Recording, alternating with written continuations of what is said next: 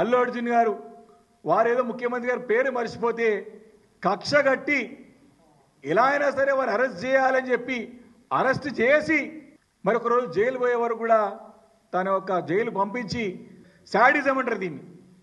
Sadist ముఖ్యమంత్రి ఈరోజు ఉన్నాడంటే బాధపడాల్సిన విషయం.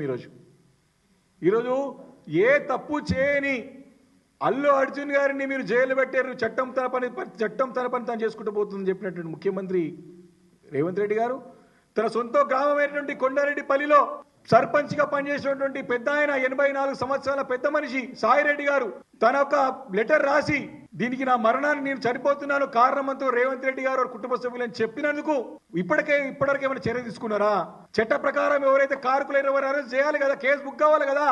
అంటే ఏమి కారణం లేకుండా ఎలాంటి సంబంధం లేనటువంటి అల్లు అర్జున్ గారిని మాత్రం జైల్లో వేస్తారు, కానీ సంబంధమైన తన కుటుంబ సభ్యుల్ని మాత్రం తన